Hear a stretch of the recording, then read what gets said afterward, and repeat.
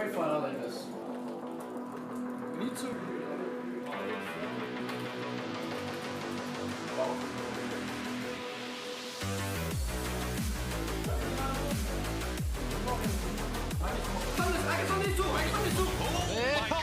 I have some special feeling for ESL tournaments for some reason. The first one we did pretty well, so it feels good to do well here too. 我觉得我们队的优势在于都挺有耐心的，然后没有那种暴脾气的，就是打得再差也能慢慢打回来吧。然后可能就是赛老师会有点燥吧。The main goal is just to improve. I just expect us to play well and keep improving. But of course, we will go for the win in this tournament. 就是有比赛就来练一下，然后练下线下的状态吧。就是这队没打几次线下，就来多打点线下吧。然后希望下个 Major 能打好一点。Oh my! I don't know. We just love playing with each other. It's just really good environment. To be honest, this game is much better. A lot better. I'm just so ready. I love playing the stage.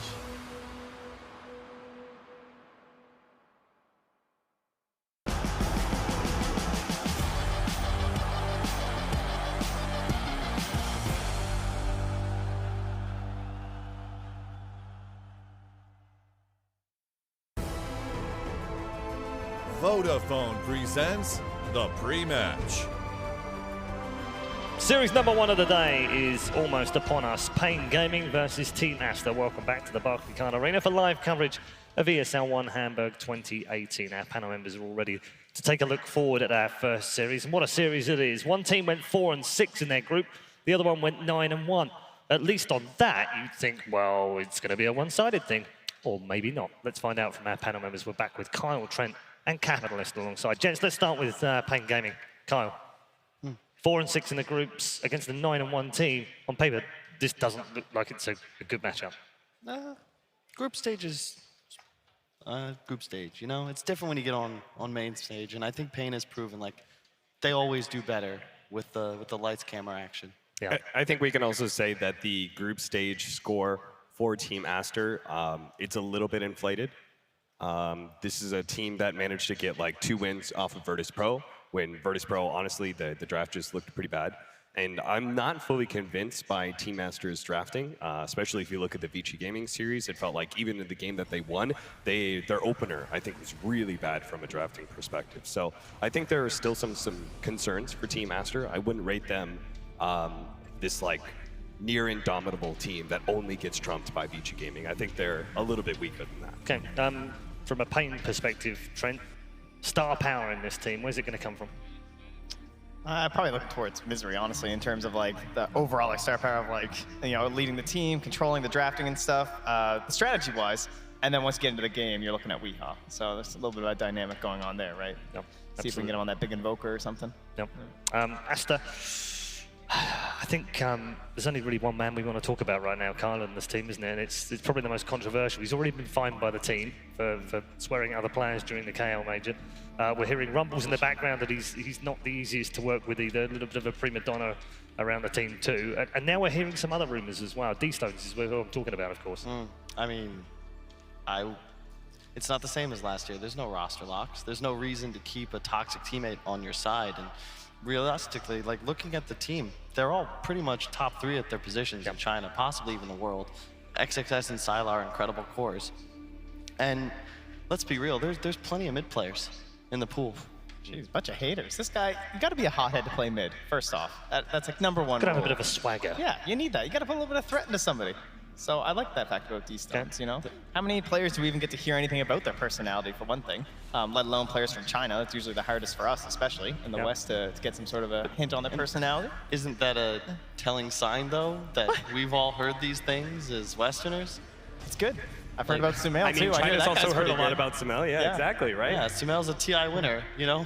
Well, D-Stone's got 43 first opportunity to play. He's like 3 weeks in. Like, well, you're not a TI winner yet.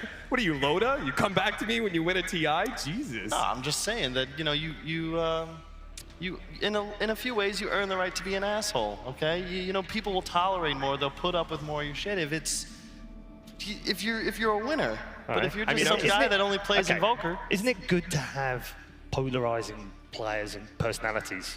Yes, So I believe absolutely.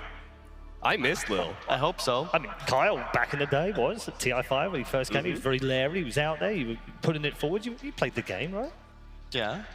So what's wrong with D-Stones doing that? It's different. You're comparing apples to oranges, Paul.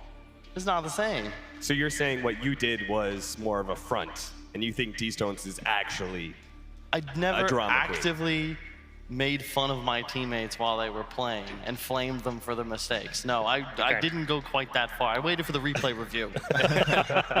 So it did come eventually. All right, good stuff. I'm going to continue this in a moment. But first of all, let's go upstairs to the Vodafone view and find out what Mr. Siraction Slacks has in store for us this morning. Hey, thanks a lot, Red Eye. It is time for the Vodafone view on some of our players here, the ones to focus on. There's a lot of big names on these teams, Mr. Purge, but I've chosen two, and are very important, maybe, people don't focus on. King RD and Baboka. What do you think about those two? I mean, outside of the Western players, I think King RD is probably the most famous on their team. Excuse me? I mean, yeah, like, he talks more, he's outgoing, he's loud, Well, yeah. he's boisterous, probably gives good interviews. Well, yeah, and that's why I chose King RT, because he exemplifies part of a support that isn't just really, really good play. He's overall just very happy, positive for a team, brings up the spirits. You can see it both in-game and out-of-game. King RD is the man when it comes to supporting in that way, but Baboka, kind of the opposite. His playstyle is really good. Yeah, he's definitely shown to be one of the best Monkey King players of all time, especially when it was in the support position. Around TI7, that was like the dominant hero. Even around I don't remember if he was in TI6, but super good at Monkey King and other roles. He kind of fell off the last year because his team underperformed, but he's back on a team of all-stars. They got the best records in the group, so I expect a lot out of them, and especially Baboka, I'm happy to see him back on top form. Now, is it Baboka or Baboker? Well, it really depends on your impression. For some of our casters, they pronounce it a little differently. I know there's a famous YouTube video out there. Maybe go do some research, guys. All right, well, I'm going to call him Baboka. Go get him, buddy. It's great. Thank you so much, Purge. Anyway, we're going to see these two go head-to-head. My pick's going to be with King RD for that positivity. I'm guessing you're with Baboka. High skill. High skill. All right, well, back to you guys on the panel. Hopefully you're more high skill at this than I am. Thanks very much, Slacks. Sometimes I wonder about you, I really do, but good job, buddy, good job. Baboka then, that's how I say it. I'm kind of thinking through my head now how I say it. But anyway, Baboka versus King ID, and he says, yeah, Baboka's different from King ID because he's actually good. I mean, what the hell? Well, you know, Slacks has a real way with words. But yeah, underestimated player in the team, King ID. Yeah, probably. I would say so. Maybe if you don't like follow paiN a lot and haven't been seeing them through the years, it's kind of hard to believe, honestly. Like, I'm sure 2 years ago they never really would have imagined that these guys would be playing up on a LAN like this. Like, I think they did. Well, the region has like developed in a way that there weren't really these opportunities before. Sure, but like, I think it was in almost their impossible. minds, they were always ready for this stuff. Oh, They of just wanted course. the opportunities. I remember the same 2 years ago. We just want qualifiers, please give us qualifiers. We can do this. We can get out of that. And they've started to show that, so it's fantastic. Right, let's get them out, because we do need the players to come out and join us here in the Barclaycard Arena, so let's do that with Mr. Eri Neiman right now. Ladies and gentlemen, welcome. It is day 2 on this beautiful day right here at the Barclaycard Arena. Are you guys excited for some more Dota? Feeling the energy. We had an amazing game to end day 1. I'm sure we're all excited to, of course, continue some hype moments for today. What does that say? You can purge me. Okay, yep, let's not read that so early in the morning. Very cool. Purge, you have a fan here. Ladies and gentlemen, we're gonna start off with our first match for today. First up, these guys had an amazing, awesome performance yesterday with a 2-0 win against Forward Gaming. They're very, very, of course, excited to keep going with that momentum. And talking to them personally, they get hype when you get hype. So, if you want them to do well, please make some noise as we welcome to the stage, paiN Gaming!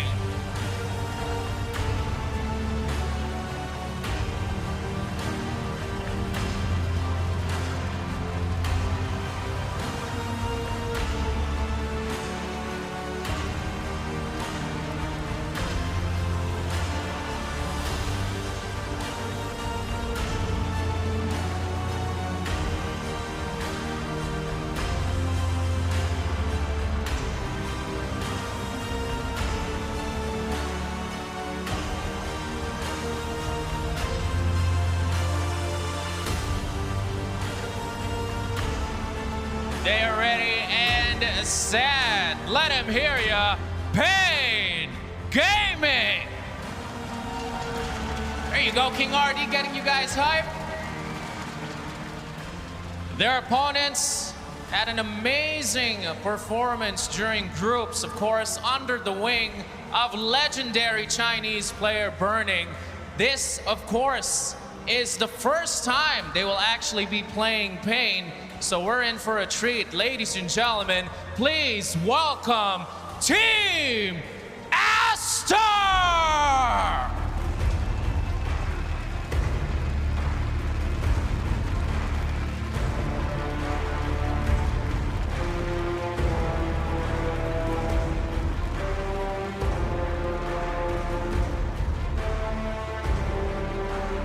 Here they are. Actually, what you didn't know, the Chinese community likes calling them Team Aster. So feel free to call them that. Do they like to? We don't know. But they are here, and they are ready. Give it up for Team Aster! Ladies and gentlemen, we are ready to get things underway for day 2. Let him hear you, Hamburg. Let's get this started.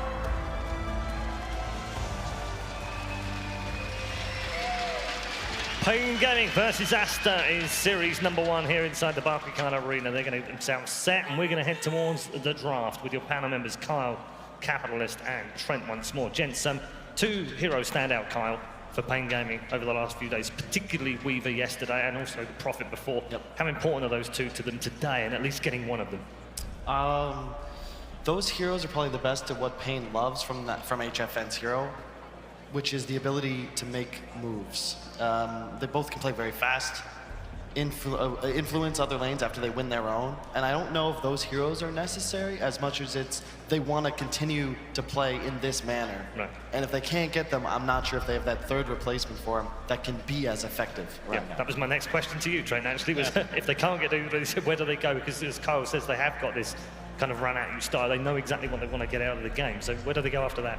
Yeah, I mean, it's any sort of aggressive style, as you said. I mean, things like maybe you move towards like Monkey Kings or Bloodseekers. Like, I feel like a lot of the teams that have been losing the matches on the main stage, I'm seeing this one lane that's just dominating. And it feels like they're owning the game, but then they're parked there. And they're not actually taking that and exerting that pressure somewhere else. So that's something that paiN have been doing very well, and that's why they've made it this far. So the whole idea is just whichever lane does well, be it Tavo or be it HFN, just get to the other part of the map. And let's not forget, they can switch it up. If they don't get HFN in the aggressive hero, they can easily put Weeha and then fall back on HFN having the harder carry hero.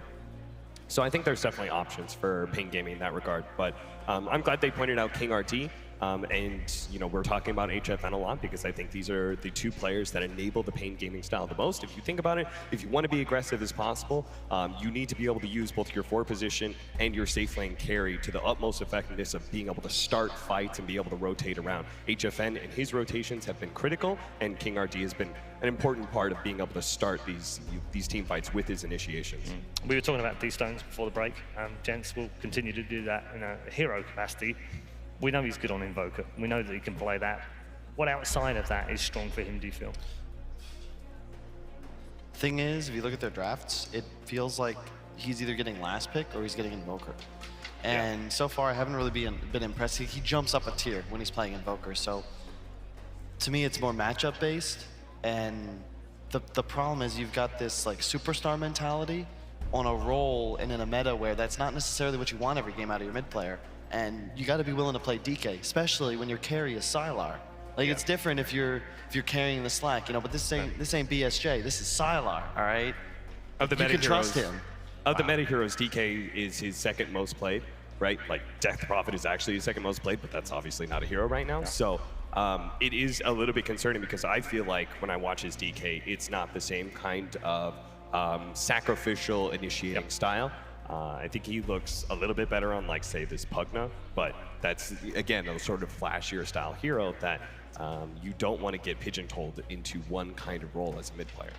And to make a point, in every game they've played so far, he's either been picked Invoker, had last pick, with the one exception when they were first pick and they gave him Dragon Knight 4th. But point being, like, you got to consider D-Stones primarily when you're drafting, and I don't think he's necessarily the most talented, so it'll be interesting to see how they game plan. Thankfully, as you pointed out earlier, the other 4 players on the team are like top 3 in China. So maybe it's okay if all this attention's on D-Stones, and maybe he doesn't get the best hero, maybe he doesn't have the best game, because this guy is that is surrounded by talent. Trent? Yeah, is that a danger that paiN kind of put too much focus on removing his heroes from the ball, thinking that, we'll get rid of him and then maybe they're not so good? Sylar had an incredible year last year. Like, he's one of the reasons why they were able to do so well with VGJ Thunder. So. All right, here going with the first phase bans, and we can see that Aster have removed the Prophet, and they haven't removed the Weaver. Yeah, Weaver's hero, kind of interesting. He's either like first phase banned, it feels like, or he almost goes ignored for a lot of series of this tournament. Someone who's just like, some teams hot and cold to him, and paiN actually banned it themselves because they don't first pick, they have the 2-3. That's really surprising because I actually felt like that was the one game that Team Aster won against VG Gaming where they opened first pick Weaver, and I thought their opening was actually very weak because the Weaver, then gets counterpicked by Ogre, Winter Wyvern, and they second pick a paiN. Like, I felt like the opening of VG Gaming was much stronger in those first 1-2. And Aster haven't played the Weaver at all here. And the last time they played it, they lost, and that was outside of this tournament, so unusual. They played it twice here. They played it in the last series against VG. Yeah. He's trying to trick us, that Paul guy. He's trying to catch us off guard. Don't worry, guys. We're on. I know my role, right? They played it against Fiji? Yeah. I'm not seeing it. Past the group stage, into the... They played it against Cole in the groups as well, but that game was kind of forgettable. They won it. So the game was over in 3 minutes, but it took 30. Was a Cole game. Yeah. Ooh, the Necro. You know, I figured they might go for a support, but I like this a lot more. Right. I think Necro is one of the highest win rates in terms of heroes that have been picked up a lot in this tournament too. Like, I mean, just throughout the patch, right? Like, it's just so balanced. Whenever you have something that can be equally powerful as a 1, 2, or 3, like. What do you think about Necro over Tiny though? I think it makes sense. You don't want to pick Tiny and then have the enemy side just go Necro. Kind of just, you don't want to play Tiny into Necro ever. Necro and Tiny, because this sort of buys you that space where you cover the Tiny pick, paiN might not look to pick it up, and then you end up with both. Yeah. And that's a great opener. Yeah, use that Necro very effectively alongside the Invoker against Virtus Pro, and they did first 2 pick that as well. Wow, that is impressive. I know that feeling, guys. It's okay, you know. paiN are going to take the Brewmaster away from Team Aster. I think that was one point I wanted to bring up is that Bobica really impressed on that Brewmaster support. That he just, like, out of nowhere, he saw Puppey do it, and he was like, they agreed, this seems to be a really strong support. I'm going to try it, and he did fantastic on it. I don't think he's ever played Brewmaster before. It's kind of a thing in China, too. Like, LAN played it quite a bit a few times last year, and they even used it like Captain's Draft when it was obviously more useful there. But even after Captain's Draft, they just kept like picking the support Brew, so I think we've seen it a bit there, too. And I like it, too, because it's a hero that's just so powerful in team fights. And you don't necessarily want to make it a core every time because there's such valuable positions. You can pick, obviously, more heroes with better kits. And Tavo specifically crushed on that Brew yesterday, so I think this is nice because this would have been a hero we should have discussed as almost being a for sure opening for one of these teams. Don't you really? Oh man, I thought this was going to be a great silencer game. Yeah. The Brewmaster and Phoenix. And you have like already a burst-centric lineup because you can use the Scythe, and like during that global you could have eliminated someone right away, but they seem to like the Shaker. I mean, Shaker has just been, especially I feel like when you're playing on LAN, you're up on the stage, Shaker is one of those heroes that you most want as a position 4 because it feels like you have the most control in the game. I can't think of a 4 where you have more impact on just straight up winning the game for your team. Maybe Techies. Yeah, we had one of those in the group stage. How'd that do? Not good. I believe it was in a game that didn't matter, I think. It was a Virtus Pro game. The only time, exactly. The only time we see Techies. So the Earthshaker will be like nice initiation against both these heroes. It also functions as like a really good protection support behind Necrophos. You want to try and get on top of this Necrophos and burst him down. Fissures are super disruptive for that. But I still really like the paiN opening a lot more. It's just better team fight. I feel like the synergy is really strong between these two heroes, and it's a counter to the Necrophos. The Storm Panda can remove the Ghost Shroud. You've got a good amount of magic damage to lay into this hero as well, and you just don't care about the Reaper Scythe a lot of times. And it's really nice to have a 4 or 3, as we've seen Phoenix played there, that can itemize for Spirit Vessel straight away. Yeah, so you're going to hit this level 10 timing, you get the GPM going, and then all of a sudden you represent so much damage to a Necrophos. Like, you effectively solo him with the stun. I would consider banning Mirana if I'm paiN.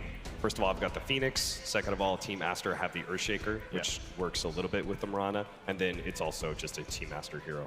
Then The only question is, I guess, where would the Verana go, though? Like, would you just give to Sylar and then keep the threat of the Necrophos being mid or off? Like, I don't know if I envision the D-Stone's Necro. It has to be more of a fourth pick. That hero's lost a lot of games here as well. Yeah, she is not looking too hot. Yeah, and I feel like it's just a carry that scales a lot slower. Your damage output throughout the game is always going to be lower than other cores or that could be played in your role. And you're against a Phoenix and a Brew. So already, it's going to be difficult for you to deal enough damage in fights to take out these heroes. You're fighting egg. You can kill the egg, but both Necrophos and Verana operate in that same level, right? Where they're slow to be able to have an impact, and they both have the same heavy mid-game impact. So I could see your point. You want a hero that is able to come online like at a very structured 15 minutes and be powerful. Magnus is a bit interesting band, though. Just like, I feel like you need a stronger laner to try and make the Earthshaker work. I don't know if Magnus is really there. I guess they're assuming that the Necrophos will just be doing that. It's also an Aster hero as well. They played it substantially during the qualifiers. I think it's just the strength of the Magnus Terrorblade. And it's the same with VP. Like, they're the other team that's picking Mag all the time, and they look so strong with it, and it makes it easy to play around your carry. And VP has Ramses, Aster has Sylar, obviously. That's pretty incredible. You want to be in a position where you can put him in a position to be a hyper carry and just win a game by himself. Yeah. The strength of this lineup, it's funny because they're actually good versus Terrorblade, right? Because of Brewmaster. But they're still a little bit afraid of that combination because by itself, it's just so overwhelmingly powerful. So I like the fact that they banned Mag and not Terrorblade. Okay, well, they've removed the silencer, but the statistically most picked were Ogre and paiN for Aster as their second support. And the paiN is taken away by paiN. I would actually like to see them ban Pugna. I think Sap was right on that one. It's one of the heroes D-Stones likes to replace his Invoker, and it's really nice in a game like this, especially when you already have a Necro on your team. Do you need to replace the Invoker? Because he's still in there. True. That's a good point. Is it nice? I thought Brewmaster and Phoenix are both very good in that regard. Because the Pugna can't do anything about the ultimates. And the chase. Right? It's just like the Supernova, and you're like, okay, I have to run away. Same goes with the Brewlings. That's true. I think Invoker's a lot stronger here. Yeah, I agree. I wouldn't mind an Alchemist either, actually. Do you feel like paiN are inviting Aster to pick this Invoker? You have to be if it's still in at this point. Like, there's no question. Third pick incoming from Aster, looking for another support. They popularly run Windrunners, but an Earth Spirit was the other one I was going to mention. But yeah, they're going to go for the Lina. This is a hero we're seeing more and more. I got to agree with it. I think it's the Phoenix counter. It's nice to have the setup stun of a Shaker when you're playing Lina. It's a lot of burst damage, and if you look at it, I mean, Phoenix Brew, you want to take these heroes out 100-0, or you're going to feel real bad. This looks to me like they were afraid that paiN were about to take it away and leave no good egg hitters left in the pool. Like, that seems unquestioned, because why else would you just not pick your 5 here, right? But they also didn't ban the TA in the second phase. It's tough, though, because if they pick TA here on paiN, Aster's most likely going to just make that Lina support. Yeah. Why I love that pick so much here. Or even like she'd prefer to see it third pick rather than fourth. Yeah, because Aster gave away nothing. You know they're probably going to go a core and a support, but they could easily go 2 cores. Like, we have no idea what their lanes are going to look like. And it's so difficult to draft a second pick when you're going to have 4 heroes revealed, and you know absolutely nothing about Aster's lanes. So you're pretty much committing to your game plan, and the enemy team then has all the information to just counter you. paiN likely to just get their, either choose if this is Phoenix going to be a core, but more than likely should be. Okay, another hero that we saw effectively used yesterday. Yeah. This makes Invoker a lot harder to pick, I think. This is a rough Invoker. There's so much to get on top of him, and it's not a hero that traditionally wants to buy BKB before 25-30 minutes. I think it's much more likely we see an Alchemist in this spot. Yeah. And they could even, like, paiN could even do a last pick Kunkka, right? Which would have good synergy with their lineup and also offer another counter to both Lina as well as Invoker. That's a potential pick. Ooh, that's nice. I like that a lot. There's the Lina strength, because now they're just committing to Lina core. And Undying is the Spectre counter. When Tombstone's up, there's always zombies near the Spectre, which count as allies, so the Desolate doesn't proc on anyone, as long as you're fighting around Tomb. And in addition, Spectre's damage output is quite low, and he's terrible in lanes. Undying's strengths are these elements of the game. And in addition, Panda hates playing against it. it somewhat deals with the, like, paiN hates playing against it. Like, you just dominate an area of the map. Phoenix doesn't like it either, right? The Tombstone versus Supernova is kind of a problem. Yeah, no one can do anything. Yeah. Especially when you have Alina to protect yourself, because now you actually have an egg targeter, so the egg can't just trump your Tombstone, because if the support's still alive, you're in a lot of trouble, because Alina can solo it by himself, even with, like, I don't know. He could have no boots, 1 point in passive, and takes egg out himself. I know it's very obvious, but does Aster need to ban that TA now for their final ban? I think so. Yeah, should be. I mean, I learned my lesson when I played in South America. You ban TA, all right? You don't give any of them TA down there. Very dangerous hero for paiN. Plenty of consideration going into their final ban as well. What do they need to get rid of here? Something for Sylar, more than likely. One would think. So, be the Bloodseeker, something play a little bit aggressive.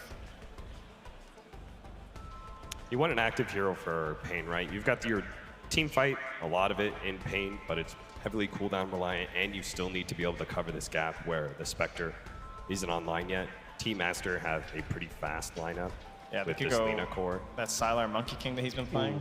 I don't like it, but I could see them pick a Luna for him. You saw when they were hovering, right? On the hero board. What? Shadowfiend. For Aster?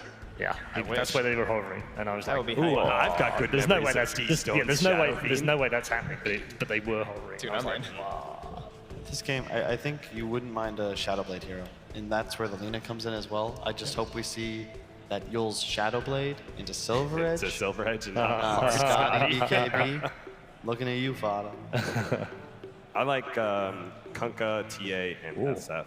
Okay, no TA ban, by the way. Pugnuff, all for paiN. I don't know what Team Aster wants. No TA ban. There's still the Sylar Lycan, but you're going into Brewlings, so can't do it. They'd really like something they could play around a bit better, like something faster. I think it's Monkey. It just looks kind of likely. I mean, there's some issues, because like the Phoenix and the trees and stuff like that, and generally the egg, and it's going to be a mess of a fight if they actually go for it. They could Terrorblade, Yeah, but you're picking it into that's the thing. Brewmaster. Because like they were definitely ready for it. Like paiN, that's Sylar's hero. If I pick one hero for Sylar, it's literally Lycan or Terrorblade, and Terrorblade is nice against the Phoenix. There's no doubt about that. But we've seen how good the Brewmaster is versus this hero in several of these engagements. So I mean, ideally they need to burst the brew. It's true, and it also denies a TA pick. You really don't want to take that hero now if you're paiN. It's too slow. Like Terrorblade, the whole game, there's nothing you can itemize to be able to deal with a Manta TP. He just hits you. You're never able to man up. He's got 40-something armor. I feel like now, like Pugna, Kunkka, like those heroes are still very strong. They can invoke them themselves. Yeah. They look ready for whatever they want. Some final considerations maybe for Weehaw, but... Well, they've chosen. They're just going to use their reserve time for some final chat as we await the final pick of Game 1. Last-minute adjustments. I've been there. You see how that, like, this is the most awkward time, and then, like, as a player, where you have, like, 2 minutes to sort of prepare yourself. It's like waiting in the tunnel before you go out into the ring. It's just, there it is. I like it. A Wii Invoker to finish things off, so Aster decide they're not going to take the Invoker. paiN decide that's absolutely what we wanted. Good stuff. Right, quickly, gents, let's go down the line. Cat, which way? I would have liked a little bit of faster hero, but paiN seemed confident, and honestly, I like the position that they were in with their 5th pick, no matter what. So paiN. Yeah, I kind of have to go paiN myself too, mostly just based off the draft. Do I think? I'm going Team Aster for the win though. Sorry, it's a Sylar Terrorblade. I'm just gonna check myself here and be real. The big X factor is going to be how does this Undying influence the lanes? Because you can just utterly dominate a Spectre, but I think if paiN plays like they did yesterday and ensures that they don't take that really bad fight that leads to an Aster Roche, they're going to take this game. Okay, it's a fairly split panel, it seems here.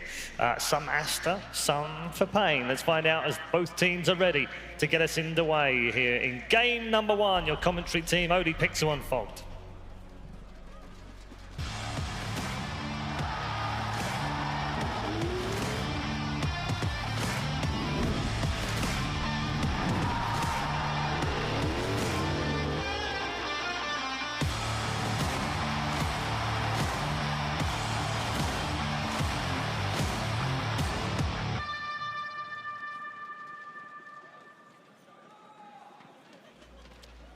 Thank you very much, Red Eye. And yes, what a series to start the day off with. paiN Gaming versus Aster. Aster looking to be one of the hottest teams at the moment in China, and paiN Gaming, a team that we know they absolutely thrive off these ESL events. This ESL live crowd that we've got here in Hamburg could be what they need to sort of propel them even further through the competition. We already saw it yesterday. These guys, they turn it up to 11 on the main stage. For sure, and what a better setup than with their super signature heroes, right? Yesterday, Tavo on that Brewmaster was one of the highlights of the day. Absolutely. Got a Weeha Invoker too.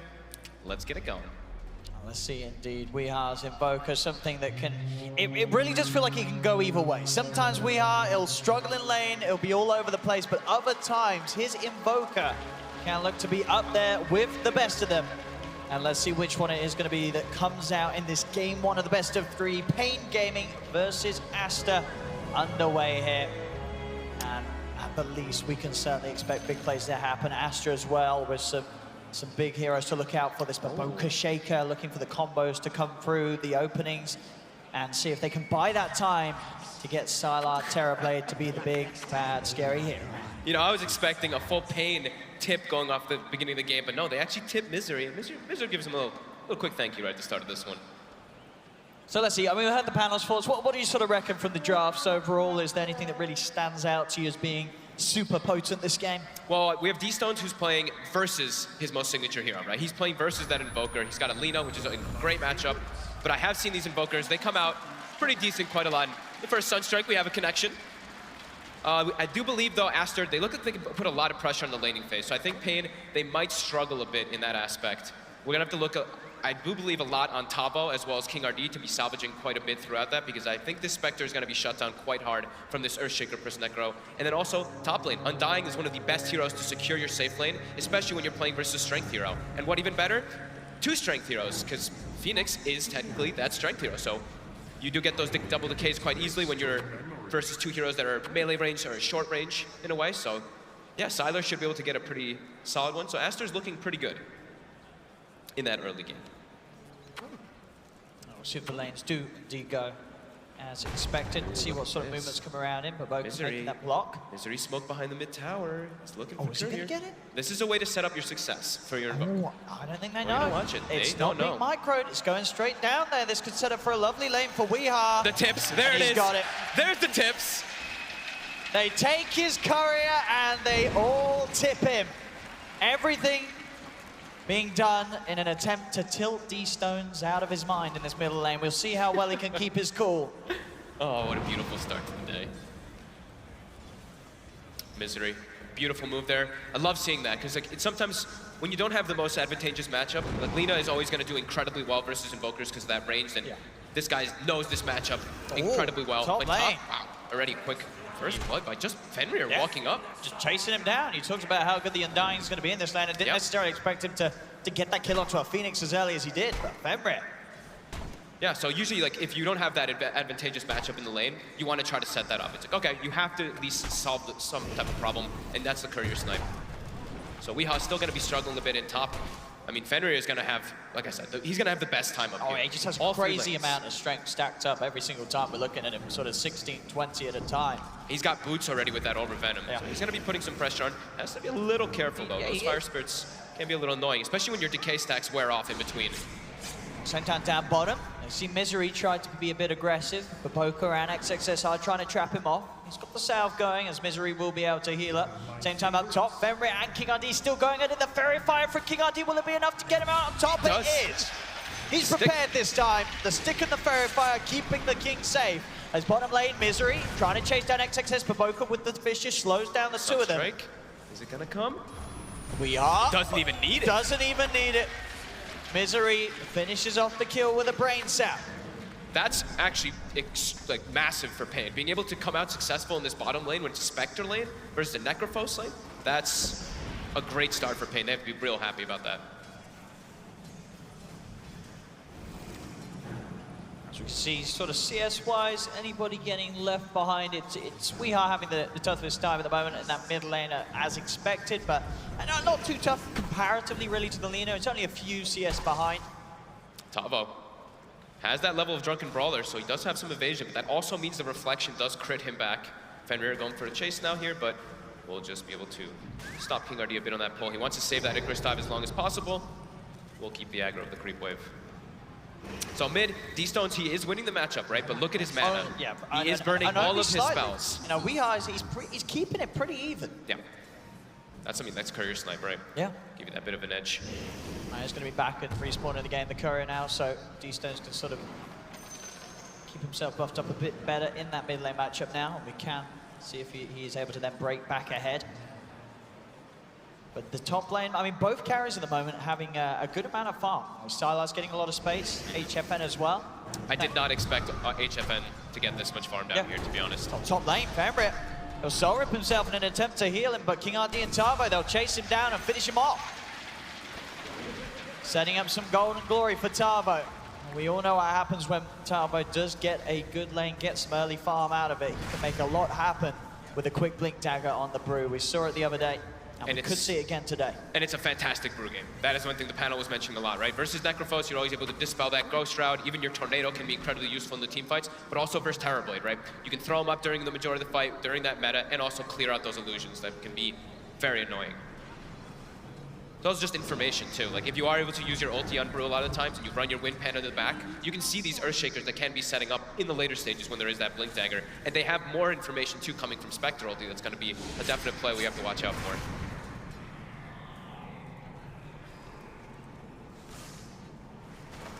But as you sort of say, would you say sort of the biggest surprise really so far is lane Misery? Should be okay. He's got a Brain Sap and does have a Nightmare as well if he feels too threatened. In fact, he's got HFN coming across too. XXS is there with a Sunstrike damage and a dagger. He's going to be close to bringing both Boca down, but he's still got the Death Pulse here from XXS. Brain Sap comes in though. One more right click could do it as they'll chase Boca down through the trees and find him. Sure, they'll lose Misery, but they set up for a kill for HFN on the Spectre. As I was going to say, maybe not being as punished as much as you'd expect against the Necrophos lane. He's doing fine. Just because they got that early kill. He's definitely still going to have to expend a lot of money on consumables in order to stay in that lane. That's the beauty about Necro is you get built-in sustain from that hero, and versus melee heroes, you're just able to bully them non-stop. Every time they walk up for a last hit, pulse, and you're staying constant full mana. So we will see HFN start to struggle a little bit, especially now that Shaker, as we saw, has the level 3, which is one of the crucial timings when you have your 1 point in each skill, so you get that aftershock. Top lane Sylar, still pretty much absolute free farm, 35 and 10. Mid lane, Terrorblade. Got a rotation coming in. King RD wants to set up. He's still only level 2. He's coming in from this But smoke. Weeha does have an early Wex point, so we could see a Meteor get invoked, and he immediately does look for that. So D-Stones could get set up on here. D-Stone goes too far. There's going to be the dive to lead in. On top of him they go with the Cold Snap. The Meteor coming down across him. He'll try and get the Light Strike and the Laguna out. Does manage to bring down a hero with him. But overall, just setting up for Weeha to have that increasingly better time in that mid lane where he's just taken over in CS. He's getting this kill. I think they're sort of okay with losing their support for that one as they just get D-Stones out of the game and ensure that there's a good few waves where Weeha's going to be able to have full control of them uncontested in the middle lane. Yeah, and I love this type of build here. Like, Weeha's one of the ones that I always see do it, is getting that early point of Wex. Because they don't really have, they might not have the damage if it's just a Cold Snap Sunstrike with the Phoenix coming in. With that Meteor, it gives them the availability to go for those kills with the rotation. Love that play. As HFN, he is really starting to get pressure now. Has brought several tangos and still getting bullied. Top tower. Trying to run down Fenrir here with that haste. Diving underneath the tower. Another clap will do it. Tavo gets the kill. Can he get out? He's got the stick charges in the bottle. He's fine. Is Tavo able to dive through? That kill helping to push him towards getting that level 6 as soon as he can. Mid lane, the plays. Weeha again. Sunstrike on the map, but they still get the kill. Weeha, it's another time they're taking D-Stones out of this middle lane. The tips continuing to flow in as they really want to knock D-Stones off his game. He's level 6 on Lina to 8 and change on Weeha already. That's pretty substantial already for the start of this game. The Sunstrikes coming out will be a lot more potent in those side lanes, and we could look for those setups. I mean, Misery, he always is going to be able to set those up with that Bane, especially once he's got level 6. Right now, only level 4. Still though, last hits. Looking pretty decent for Aster. The biggest thing is that Sylar is having absolute free farm up top. That's the thing that Fenrir is dying, but he's making that space so the Terrorblade can farm. Is this a game where you think Sylar is going to sort of pick up a hood on the way, or do you think we are going to see the more standard? More standard. TB build? Yeah, I think just Dragonlance. Okay. Dragonlance, Yasha, just the usual. And then what, BKB? Yeah, so he might go for an early BKB just because he's versus that Brewmaster, which can be very annoying. If he wants to actually get involved and join team fights, he can't be getting Cyclone. HFN will get pushed out pretty hard here. This rotation by Sylar is very clever. They leave Baboka the top lane, so he's just going to sap experience, and then he's like, all right, I can pressure a tower. I'm terrible. They have a Spectre. We want to be getting that tower advantage early on. That's the point of the pick, having that hero versus Spectre. HFN's out of there. We'll TP over to the Shrine. Leave this lane for the taking as Aster get the tower. Mid lane, D-Stones tries for a light strike, doesn't connect onto Misery. Misery will be okay for now. Weeha feeling confident, starting to push him with the alacrity onto the tier 1 tower. We'll see what Aster can do to keep him off it. Femra is there to back up D-Stones in case any sort of ganks coming onto the Lina once again. Baboka trying to find some space up top to get a bit of farm, but there's a lot of heroes up here hunting for him. The dagger has been put upon him. There's paiN, they're chasing, there's no way for this Shaker to escape as the 4 of them surround him. Same time in the mid lane, Weeha, he gets a solo kill. On to D-Stones again. The Sunstrike's gonna come from on top, doesn't connect onto Baboka, but Baboka is dead nonetheless. But Weeha, I mean, he's getting these kills in the middle. I mean, as I said, with Weeha, it can be hit and miss. This game, it looks like he is absolutely on form. 50s CS at the moment, 9 minutes in. He's been involved in, what, 3 kills in this middle lane. This is all setting up to be that dream Invoker game that we have seen Weeha pull out in the past. He's on the right track to do it again here. And it's 2 solo kills versus a player who spams Invoker. Bit of a testament already coming out from Weeha. And Fenrir was there too to try to back him up, but Weeha does not care right now. Top lane. Looking towards XXS, they've got a good chance of this as Tavo has got the Primal Split ready to go. 3 TPs are coming in. The Sunstrike down onto XXS will finish him off. Weeha claims the kill. HFN a little deep, won't be hit by the light strike. The Tombstone's been popped down, but with the Primal Split, they'll get rid of the Tombstone. The Tombstone gone. Horn from HFN as he looks to join the frame. Misery being focused, chain stun down. They'll lose the Bane on paiN. Tavo now retreating after the Primal Split wears off. They will certainly take that though, paiN, forcing a pretty much full reaction from Aster up top. And they're going to get all 4 bounties on paiN as well. They are as well. They'll take the top 2, and deep down bottom, King RD's already claimed the others. Such good movement coming out by paiN right now. During the meantime, too, Weeha takes mid tower. Look at this gold. He already has Treads, Aquila, Wand, No, and the point booster. Pretty much halfway toward that Aghanims at the 10-minute mark. That could be extremely crucial. Having such high exort, having that Aghanims early, you see the HP on these heroes, 830 on Agi, Treads on Sylar. He gets hit by any type of disable with a Sunstrike follow-up soon. It's going to be easy setups for those kills. It's a 2K advantage already. Dragonlance will help a little bit in the HP department, but still, a mile away from having such items as a BKB. So, at this rate, that Aghanims is going to definitely be there on Weeha before there's any sort of BKB on Sylar. So if they can make the movement set up for the Sunstrikes, as you say, that they have the potential to kill Sylar over and over again. Misery will be found out in the jungle. He's going to take him for quite a walk, though. Yeah, try and make them waste as much time as possible. Rotation's coming in, too. Okay. Baboka actually just committing the Echo Slam for this one. Reaper Scythe as well. I mean, that's a couple of ults there for just a position 5. I think they didn't want to waste time chasing him. I guess. That's what it did look like. But now you can't make plays elsewhere. Mid lane? Not again. He's looking for it, but it's not going to hit this time. D-Stones can't connect the stun. He's getting cold snapped. I'm going to try and chase in response. Sylar's TP'd in too, see if we can get a range for a reflection. Weeha is already out of there, so it really just feel at the moment, these first 11 minutes. Oh no. If that was enough damage to kill D-Stones, that could be a game-ending Sunstrike. We could have seen him just straight up DC. I mean, it's getting close. Weeha is just toying with this D-Stones Lina. He's having an incredible game. You see the Lina has 3,800 net worth and compared to 6.2K on Weeha. Usually you want your Lina to have a Yule Scepter, be able to go around the map hunting, right? Because you want your Terrorblade to have space. You want to be pressuring the map constantly when there is Spectre in the game. But he's just not able to do that because of this lane matchup, because of the rotation as well from King RD. The prioritization by paiN just looking that much better so far. Just excellent moves. And we can see from the goal there, pretty much a 1K extra being got so far from just farming the lane, and a whole 1K extra in gold being up by Weeha by getting involved in these kills. This wraparound though, Aster.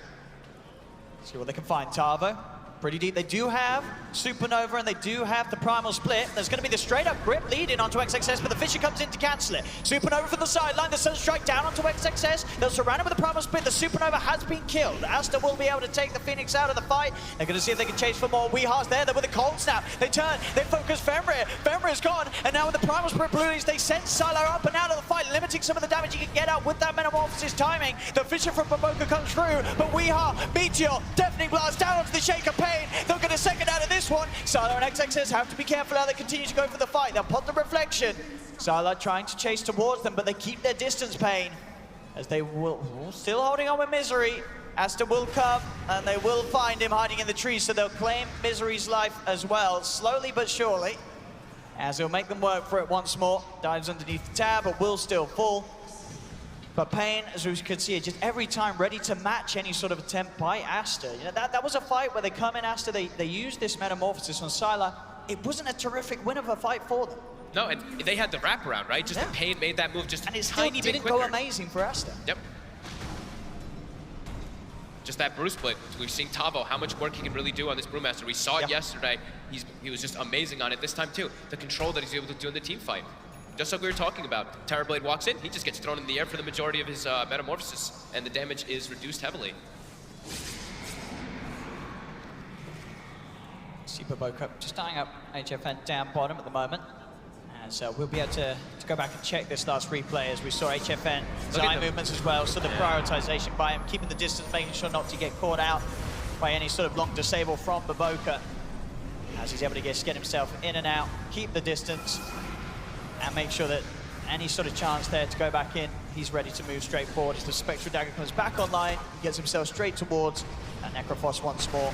And it's just a fight that it was just way too messy from Aster, even though, as we say, they had the great position of initiation. They come in from behind, but everyone from paiN was ready there to hold and hold that fight. They even still had the Horn available at the left of it all. Yeah, the thing is that paiN, if they do get their brew split off, if they get their egg off, and the egg is in a great position, they can actually disrupt the team fights quite heavily if you look in comparison to Aster's for the moment. Once Aster gets their Blink Daggers, then we could see a bit of a change come out, especially on that Earthshaker. Strike. They catch anything this time as Misery again, and it's sort of suicidal positions. We've seen him a few times do this, sort of be over here very deep on the map. Yeah. Does have to pay with the price of his life for it. Making the space for Tavo to take this tier 1 top. Tavo has that money for his Blink Dagger. D-Stones is almost back online completely though. He's gonna have the Yule Scepter finished up, which is gonna be so important versus Tavo. If he does have vision in any way of this Brewmaster, even if he's quick on his fingers, he can get that Yule Scepter off on that Brew to combo it down. They need to be very careful though, because their follow-up stun, it has to be done very well. They have to either just get the Lina there with position of the Necrophos or have the Earthshaker behind to follow up control. Because that Brewmaster ulti is gonna be everything we're watching out for in the upcoming team fights for paiN. As they Aghanims 1541.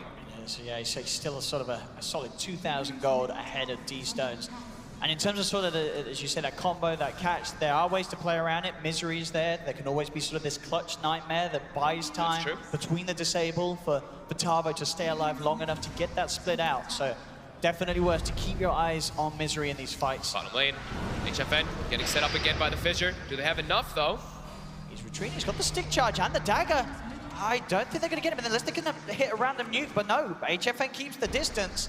And again, so this committal of ults, and it's not enough, even to get the Spectre out on his own. At the same time, Misery's got the setup, Nightmare's down as well as the Sunstrike. Fenrir's taken another kill for Weehar's Invoker. So those situations bottom, if D-Stones was having a bit of a better game, right, he would be that level 12, and that Laguna would more than likely kill the Spectre. So we do see that level differential. Invoker level 13, Lina only 11. So really making the difference there as they're really prioritizing Baboka getting that farm though for that Blink, so they can have that initiation. The thing is though, paiN, they have the tools as we mentioned. They have the Spectre Hunt, which is going to be really important to be able to stop that Earthshaker's Blink constantly. They're going for Roshan and sort of, well, they do have the Echo Slam, they do have the other means to fight around here, but they're not heading over. Aster, not seemingly aware of this Roche being taken down, as paiN will get themselves the Aegis. Weehard to pick it up. He's already been pretty hard to get on top of and actually kill. Now they've got to do it twice in the fights, as Weehard, level 14, ready to start building towards the BKB. paiN's making all the right moves on the map. Just a little bit faster than Aster, but it's not really making like a massive lead by any means. It's only a 1K gold lead, less than 1K, and the experience is actually leading for Aster. And we can see sort of from the movements of Weeha just how much carnage went down in the middle lane. Those 4 kills that he was able to pick off on D-Stones, who definitely, you know, that was the plan from paiN going into this game. They knew that if they could throw D-Stones off his game, it's going to make the whole map so much easier for paiN to play, and we're seeing it so far. They're buying multiple Yule Scepters as well now too, so XXS has one as well to try to deal with that. Brewmaster also just a naturally great build-up for the Necrophos. Going for a full defensive, it does seem. Usually, not usually, but most of the time we have been seeing like the Yules, Hood, into Radiance. Looks like it's just going to be a 4-step. They want to be able to protect people and push them away from those Brewmasters, just try to save them away from the egg or into the egg. Yeah, I mean, sometimes that extra bit of distance, you're able to shove a TB to the side when he's been disabled. It'll give him the chance to turn around and get the Sunder on. It's always one of the best items, in my opinion. When you have a 4-step versus Invoker, you can completely mess with his combo. He drops a Meteor Deafening Blast, you 4-step your teammate out of it, the whole combo gets completely screwed. Aster trying to make a play here. Their ultimates are online, but Boca does have the blink on the Shaker, of course. They've got meta as well, pretty much up in 1 second. And with that DD on Siler, they want to try to get something big and turn it into a tower. Even though there's an Aegis on paiN, they are still trying to make the sneaky move.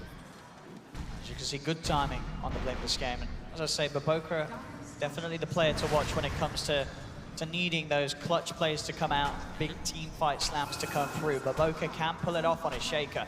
The top lane as it is, paiN continuing to do what they want with the map, do what they want with the game without any sort of response from Aster. They get a tier 2 tower up top, and their reign of the game continues.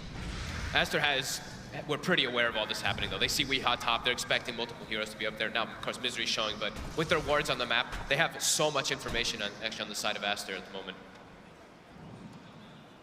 Watching the access point to the Roche, watching the access point for the Spectre to farm, as well as watching that tier 2 bottom if any TPs can come in. How are we looking at the next time on Silo? He's getting BKB close. is nearly there. It is nearly there. He's got 3.2k gold. It is the build we expected. Just Yasha, Lance, he's trying to get those farming items, some HP items, and then he wants to be able to get involved in the battling. And yeah, as we said, with the BKB, absolutely a chance for Aster to strike back hard in the team fights. At least just keeping Siler alive in the center of it all. As we mentioned with the force on XXS being able to position him sort of in the middle, make sure he can shove that TP in, get in a good place for the reflection. He actually has shifted. He does. Oh, he's not going for the force anymore. He's queued up the Radiance, so it is the build that we usually see. Hood, Yules, Radiance. Didn't want to go so defensively. We'll see I think he wants to have if he sort of loses another bad team fight, might swap back. Yeah, that's very true. Because it's a long way away, that Radiance. There's Misery. He goes in, and he'll get caught out again. It's the life of Misery, sort of throwing his life away, making sure that Aster aren't able to get themselves on any other members of paiN. Flesh Golem is always a spell that I like watching because it's not something you see too much happening, but right there you see like the damage amplification, right? Laguna Blade plus that in the later stages of the game is also pretty terrifying. Can really nullify a lot of that Spectre's, not entirely, but nullify a bit of the dispersion. See, paiN, they did have that ward down, so they saw that whole movement from Baboka and XXS. They know that they're here. Tavo tries to go with the blink, but Baboka quickly gets himself out with the counter blink. Misery leads in. They're ready to continue to go for this fight with the Fiend's Grip on one, Nightmare onto another. They'll burn down XXS. Misery loses his life. These stones got the control. They're moving in with the split. They're throwing it up. Siler has got the Metamorphosis. They've lost a second. HFN picks up a double. There's going to be a buyback from D-Stones in an attempt to swing this fight. Siler's got the BKB he just picked up. And with the control from Baboka, they'll take Weeha down the ones. But he's got that Aegis. He's ready to go again. King RD and Archangel are coming back over. BKB. They try and go for the Echo Slam, but indeed the BKB's out in time from Weeha. Silar's getting pushed away. The Fisher will block him off from going for the Terrorblade as they'll turn towards Baboka. Cold Snap and a Meteor finish him off in the trees.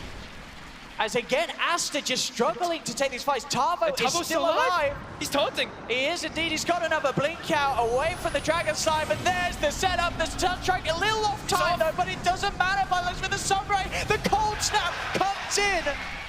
And that's Siler out of the game. A Reaper side does take down the Phoenix in turn. But paiN Gaming, they're just playing a step ahead of Aster this game, as Aster, what do they do? Every time they try and make something happen, paiN, they're just an item ahead. You know, Weeha's the Aegis, the BKB, they can't kill him twice. That's the big thing for me, it's the item ahead. They even have the Spirit Vessel early on, and the Necrophos in the beginning of the fight, he was forced to actually use the Yules aggressively. He tried to like protect, like using it on a different hero. Not D-Stones. Oh, D-Stones. D-Stones in trouble. The Yules, the Sunstrike, the Deafening Blast, and the quick walk away from Weeha does get blocked off. D-Stone's teammates looking for revenge. They'll trap him down. They've got the vision, so Weeha this time will pay with his life. They're gonna tip him back for sure. Fenrir does actually get that big kill bounty though. Probably wanting it on a different hero, but he needs some gold anyway. He needs some love. And finally shutting down that Invoker that once. First time I believe that Weeha has died this game. Still some of the members of paiN with flawless performance so far. This Tavo has not died at all. 3-0-6. This is, I mean, for Tavo, for me, his two top heroes is Brewmaster and Enigma. Yeah. He's just been showcasing these since we've been seeing him on the big playing field. But overall, yeah, paiN with some great teamfight executions, great warding as well to see that movement from Aster earlier. And just being in the perfect place, everybody TPing in, just getting ready for that fight, prepared extremely quickly. 19-13. 23 minutes in, but still paiN holding the 4K lead. A lot of it on Weeha. Driving moment, as you know, we saw that he's got to be a little careful going for some of those solo plays. He can't really afford to trade his life away for a one-on-one. As he is far ahead, he does give away that large kill bounty. So I'm sure Misery will be keeping him sort of reined in and trying to dissuade him from going in as deep as he were just then when he was on his own. That's top. Get towards XXS. They have both HFN and Misery. Yeah, Sunstrike's invoked already. It's Misery. He's got the setup, the Fiend's Grip, the Horn. They get on top of him. Can they kill him in time before the Fiend's Grip's over? They can. Just enough to make sure no Ghost Shroud will save that Necrophos today. Another quick pick for paiN. And more money for HFN. Propelling the Spectre further and further forward so he can be this late game beast that he needs to be against Sylar's Terrorblade. And we've seen the matchups going back and forth, right? That Spectre versus Terrorblade. I think in later stages, we did have that stat come up that it was like 4-0 yesterday in late game, or maybe even 5-0 after the performance from Secret. But it can go both ways. He's starting to get quite a lot of farm on HFN though. Queuing up that Relic, the Radiance, approaching it pretty fast here. Lane, they do put the sentry down. Another Baboka sneaking around here with this Invis-Ring. Baboka maybe seeing if he can get some sort of setup. He knows that they're away. And he'll simply TP away. Make sure that he's not found out by the two of them. Misery did still sit back, see if he came back for another walk by, but Baboka making the smart call to get out. paiN has to be pretty damn happy with the way that the game is going still, though. They've gotten good amount of map control and towers in comparison to the side of Aster, who has a Terrorblade lineup, which normally you'd see them have at least a bit of a tower advantage versus Spectre, but not the case this time. paiN's movements, yeah, we're seeing top-notch. That big hurdle being achieved as HFN has got the money for the Relic. Sure, there's going to be the reflection that can be annoying, but in this game, like, he's had so much space to get this one. That's what he opted for. He had like two choices, right? You either go for like that Diffusal, or you maybe just rush like super tanky item, but you want to have some damage. And the Radiance, when you're playing versus Blink Initiators like Earthshaker, absolutely the right choice in my opinion. So frustrating to play Earthshaker versus that. Because one of the solutions is you can use smoke, right? You can smoke yourself and then you can blink, but if there's a Radiance illusion on you, you can't actually do it. As we do see Aster, they are looking to set up for something. paiN is hiding a bit here though. RD looks like he might try to tank this one. He's hiding in the trees though. See them clear the wave out so he can go straight for the dive. Does still get caught out by the Fisher. RD will pop. They'll get themselves the Phoenix kill. He seemed to know though. The way they set themselves up there, he's like, all right, HFN, you play super defensively. I'm gonna see if this territory's safe. It's not. Now Aster bottom. Seeing if they can find Misery too. Fisher's there. They're leaving Misery. And once again, Misery. No way of getting out. They'll use a Scythe as well to keep Misery out of the game as long as possible. Full minute, Misery will have to sit and watch from the side. But these little kills, they're not what's going to get Aster really back in the game. They have to make things happen with Sylar on top. They do go on to Tavo, and they actually have the damage to do so. Sylar goes straight in with the Metamorphosis, and you can see sort of that Tavo goes for the Primal Space just a little too late. I think underestimating the damage that Sylar was going to be able to punch back with that Reflection and Metamorphosis. Yeah, because he had it up the whole time. He did, he just went for it a little too late. That's a pretty big swing. Because now they were farming, they were pushing out all their lanes across the map. Everybody was pretty much farming, and they get a big kill on a core. Now they can look up to actually set up more kills, because now they can start to attain some map control that they were lacking. And XXS he pretty much has his Radiance finished on this Necrophos as well. Yeah, he's really caught back up as huge the swing calm momentum. section of the game has kicked in. It's D-Stone's item choice this game. So he has gone for the BKB, wanted to be able to protect himself a bit. And we'll be just going for the Lincolns next to block out that pesky paiN Fiend's grip as well. Also using it to protect his Terrorblade in some situations could be really nice, so that he doesn't get tornadoed or just messed with inside of the team fights. It'll be interesting to see sort of how the team fights feel now with that Radiance on HFN and paiN. They do want to set something up with this. They have all their ultimates ready to go. Roshan's up too, so they know that a successful team fight will inevitably lead to free Rosh, Aegis, and Cheese. Can they get a pick off though? Baboka's still showing up top here. He's gonna hide now. Tavo's still sitting in the pit. Looks like they want to commit for this one, but there is an illusion already walking toward. They haven't yet revealed the smoke, but it's gonna be timing out quite soon, as now they do show. Wingar's going to start poking at it, so really attempting to bait Aster over to go for a fight around the pit. Aster has a very nice ward place though. It does get dewarded now by paiN. But they're going to keep sending those illusions, at least to check, keep tabs of that Rosh HP. Meta is cooldown for 40 seconds. That is the biggest thing in this fight for Aster. paiN has absolutely everything available. So a little bit reluctant though, as Aster, they will smoke to try to get themselves a setup, get that wraparound. If they get a good jump down with Baboka, this fight will be off to a fantastic start, and they've managed to sort of wait off for XXS to have that Radiance complete now. Ready for the team fight. They see Tavo showing mid. They also now have a Force Staff on King RD coming out on the Courier, so that's another one. We were talking about the Force Staff versus the Invoker, Tavo. similar versus He's got to be Lina. careful. They see him at the moment. They find that tip with the Fissure. They're not going to jump forward to commit though. There's the Force Staff coming to play, just in case. Both teams really cannot afford to lose a member before this fight kicks off. No. And it's 5v4. Whichever side does the 5, they'll swing it. They're okay with waiting there, because they didn't have meta at the start of that one. Now it's back online, so they've got all their tools ready. As they will continue to farm up and look for Sylar's next item. Does need a little, does think they just want to tank up. Doesn't want to get bursted from full to 0.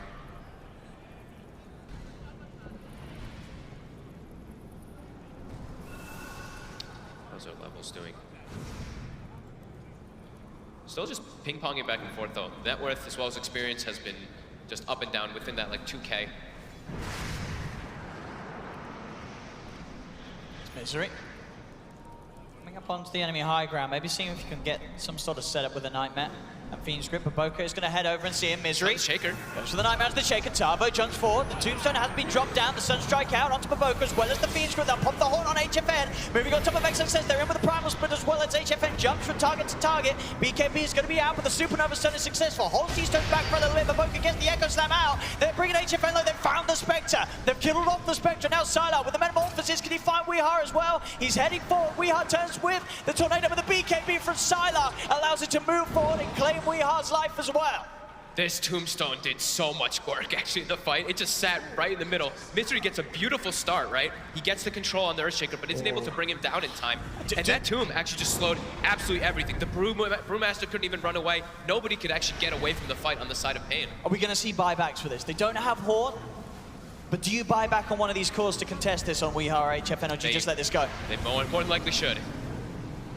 As Roshan down to half health. Tavo and King RD watching from the side. Both teams expended quite a lot in that previous team fight. The Metamorphosis has worn off, and now Tavo jumps forward. Sylar quick with the Sunder though. The BKB's out as they'll focus D-Stones. A couple of right clicks and a crit will do the job. Fissure attempted from Baboka, gets onto the two of them. Dive up to the high ground for King RD, gets him away, but Fenris, Sylar focusing Tavo, chasing him down. The Soul Red Reflection crit will finish him off. As they're back into the pit.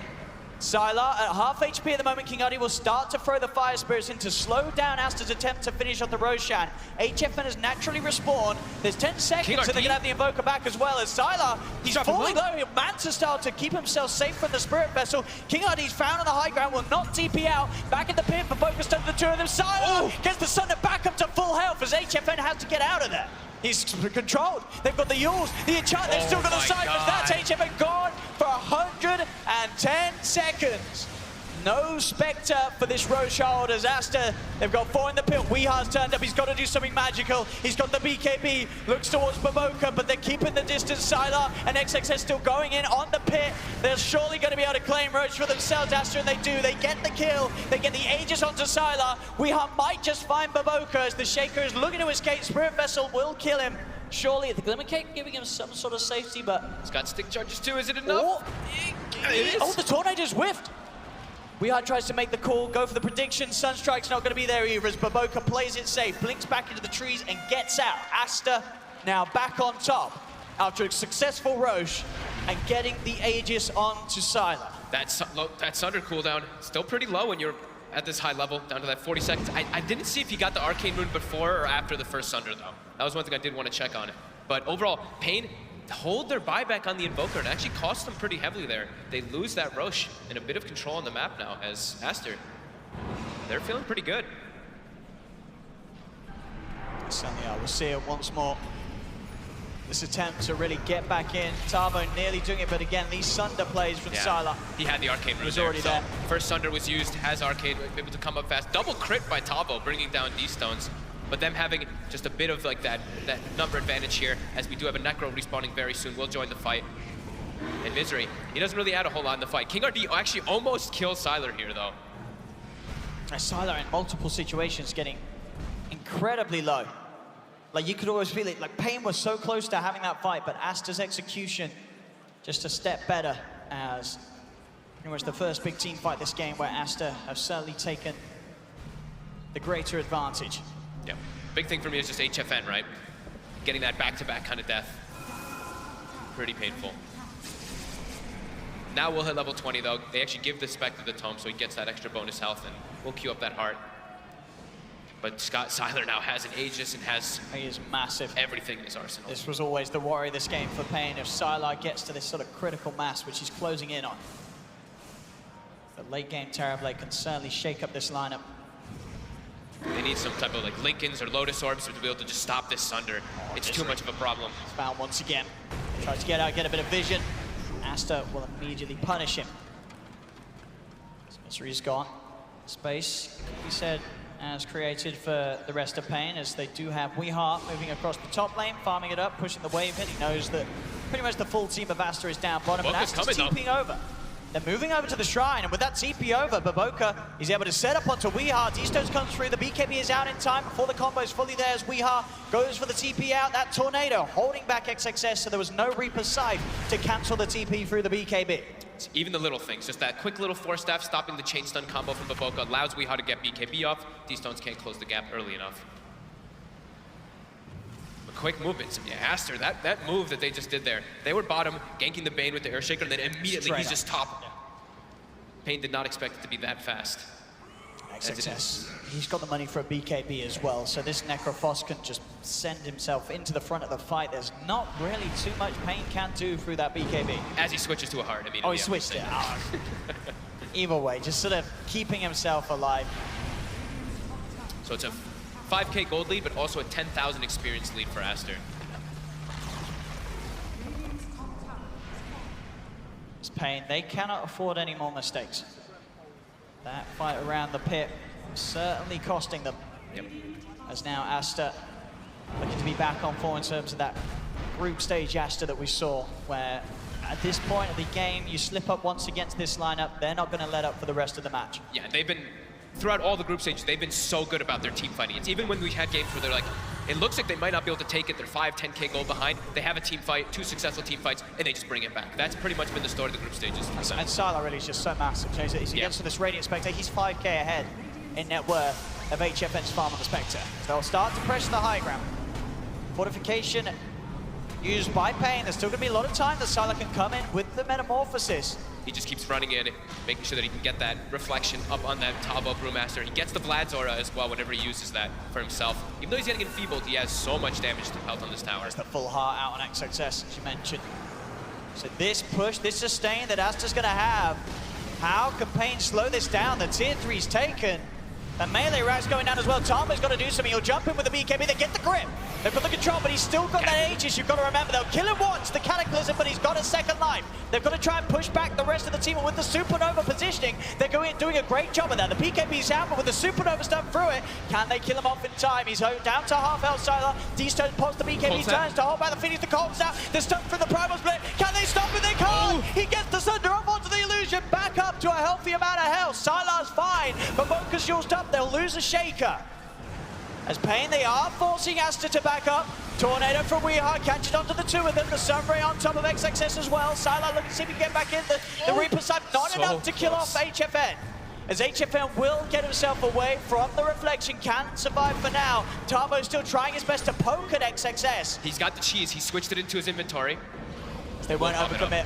Ghost Shroud and a cheese takes XXS back up to full. The little things in these fights, right? That Glimmer Cape coming out onto Sylar. The Cold Slap did wear off, but letting him fade into Invis for a second so he can get the Sunder off. Yeah.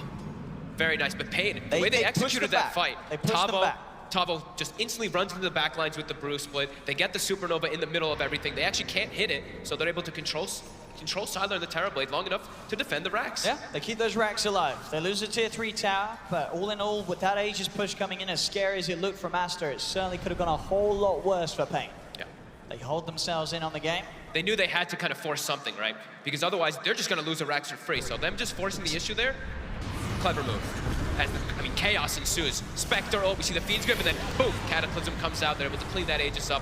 And there's just, these fights get so crazy. The Supernova really was absolutely perfect. Yeah, and Tavo, look at him in the backlines too. He's just messing with everybody, throwing XXS in the air, sending the Brew Split onto the Lina constantly. And they're able to isolate Sylar, but not long enough for him to get that Glimmer Cape on him and get the Sunder. As you can see it here, that pretty much full health illusion for the Spectre, giving him that chance to switch his life. D-Stones tried to go for the combo there, thinking it was the real one. Throws the Laguna out, but it wasn't actually quite so. Just a 2K lead, nonetheless at 38 minutes in, one of the closest games we've seen here at the main event, 24-22.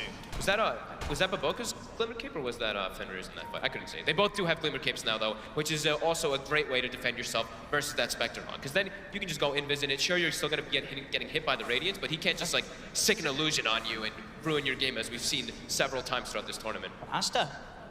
They are being sort of pushed from the high ground. Sylar, he's going to walk into this one. Weeha is spooked. He has to put the BKB immediately. TPs are coming over to the Shrine. paiN, they've got to get themselves out of it. It's Tavo, he'll TP out with the BKB. King RD will be the one that's left behind, as I don't think there's any escape for this man. A Laguna Blade and a Fisher burst down the Phoenix. As paiN, I mean, they were sort of just chilling in Aster's jungle there. And did not seem to be prepared for Aster to just come with a sweep across and start to kick off a fight. Weeha still hanging around. Can he go for some sort of solo play? He knows there's no BKB on D-Stones. D-Stones did just use it. It's the same to be said for Weeha. Yeah, I mean, too risky. Yeah. You don't really have that much damage to go through a Yule Scepter too. He has a lot of ways to protect himself as Misery gets dropped. Another catch out on the baiN. As we see this happen a lot. Tavo, interesting build. It's got the Maelstrom on the Brew. Not something that we see every day at all. I mean, yeah, first time this patch, and we've had this patch for about 2 years, it feels like. So that's quite a record. He wants to build a farm more, he wants more damage, he's going to be able to throw it onto the Spectre maybe, to try to clean up those illusions. That's feeling like a little bit of a strange one to me, but he's just trying to find any solution because they are definitely feeling on the back foot here. Absolutely, it's a game where, beginning, you know, you could feel it, paiN getting into their element. Definitely. But now it certainly does feel like Aster have the control of this match. They've taken it to a point where Sylar is just such an issue. One of the classics on the Terrorblade.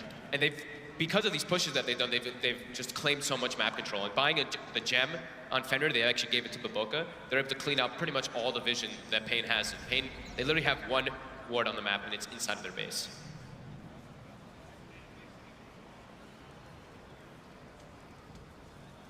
It's just a waiting game now. Yeah. For paiN. They don't see Aster at all. They're getting trapped in their base though, as all of Aster is able to farm. 40 minutes now too. We've got the third Roche spawn, so Refresher Shard is going to be available. We're going to have double runes spawning everywhere too. So map control gets more and more important in the later stages of the game when you can control those double runes, especially when you have like these superheroes like Terrorblade. They're getting themselves out of the map. They know Roshan's up. They can't sit back and do nothing. They have to strike back somehow. And is it going to be an attempt to just go for the Roshan? With that Maelstrom on Tavo, they do have that extra sort of attack speed and punch. They don't kill it very fast unless the Spectre's there. Are they going to get away with this? It's not, actually not that bad of a pace. We've got some Valak Cam there. As he is. He's invested. This game. They're going to get away with this. Takes them a little bit of time. Aster don't know. The pings are now coming out. Ping from XXS, but it's too late. They got away with it, paiN. That was the third one as well. Yep, Refresher Shard. They got it all and they get out. Actually, he'll get stopped. I don't think he got stunned there. He cancelled his own TP. I think he was just worried. But still managed to get out and keep himself safe around his teammates with a retreat. That That was beautiful. That was something. That's like an envy play there, right? I mean, Just they like, had guys, to you do need that. to get the Roche. They could have sat in base. They could have waited for the next push. It wouldn't have been easier to defend than the previous time, but now they've got this edge. They get out of the map. You don't win games of Dota by sitting in your base. You have to make these risks, make these, these high-risk plays, and they've got away with it, paiN. They have the Aegis, they have the cheese, they have the refresher shot. If Aster got that Roshan, it would very likely be game over. Yeah, I think it was just really clever the way they did it, because they did it with only the 4 heroes, right? HFN only went in there toward the end. He made sure that he was showing himself in lane, sending some illusions, just making them feel a little bit safe that Roshan wasn't being done. Very clever movement by paiN. Yeah, that Roche play really, I mean, not something really that Aster could have expected. Maybe Aster feeling a little too comfortable, being like, well, there's no way that paiN are going to leave their base. They did not account for that movement to come out against them. Mid lane. Opening onto Weeha. He's got a BKB charge, though. He is trapped here for a moment, but they're not going to commit forward as there's a high ground right there that they do not have vision of. I mean, now it's sort of a tricky situation for Aster. Now that you know that paiN have the Roshan, do you want to try and force something during this time? Or is it now a bit of a waiting game from Aster? They'll say, right, we'll wait off and go when the Aegis is timed out. Like, do they really have to do something now, or can they just keep farming up on Sylar?